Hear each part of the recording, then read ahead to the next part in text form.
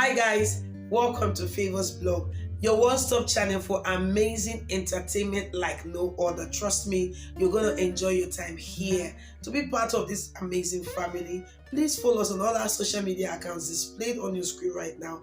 And do not forget to subscribe and turn on the notification bell so you'll be one of the first persons to get notified whenever we drop any new video.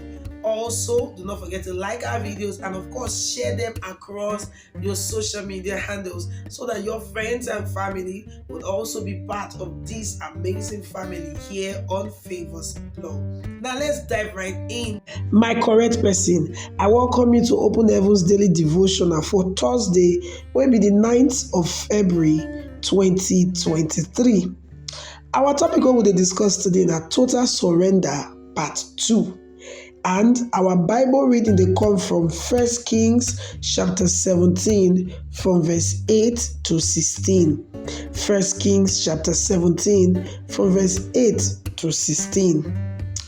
Our memory verse they come from the book of Luke chapter 6 verse 38, where it tell us to say, give and you go get am back in return.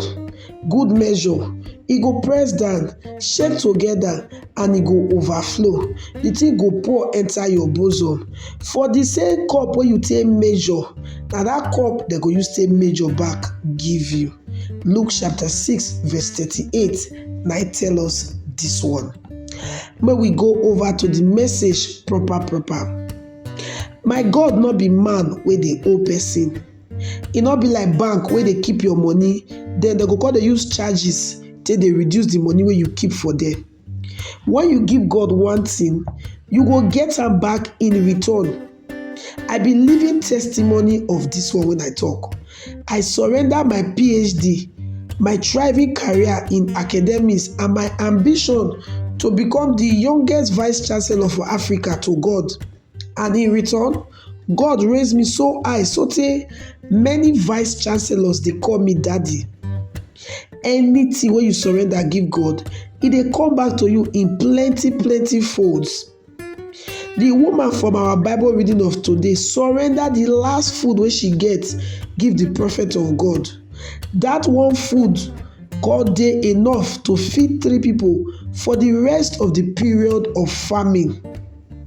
The small boy for inside John chapter 6 from verse 9 to 11 surrender e afternoon food, 5 loaves of bread and 2 small fish.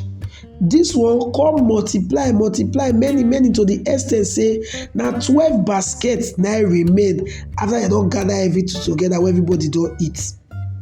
E no get anything wey you give God wey e no dey multiply and give back to you. Absolutely, e no get anything.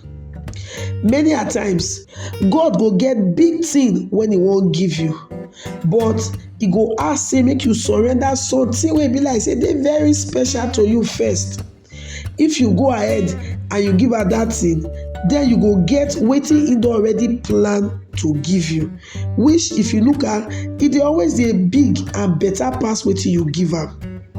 When God wan bless Abraham with plenty things, he tell the man say make the man go sacrifice him only pikin. No be say God really need the boy o.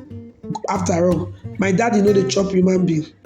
Only say he just want make Abraham surrender totally to am so that he go fit open the door of blessing to himself irreversibly. Abraham passed the test, and today through the seed of Abraham all the nations for this world dey blessed. And Genesis chapter 22 verse 16 to 18 now we take see this one. No dey shit yourself, no dey short yourself, no dey hold on to those small parts wey dey fall comot for bread, then you call dey lose great treasures the way God get in store for you in the process.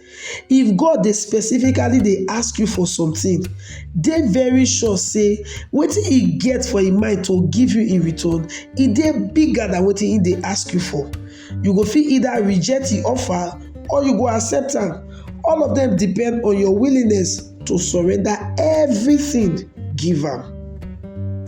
Our key point for today talk say anything wey you surrender to God go come back to you in many folds.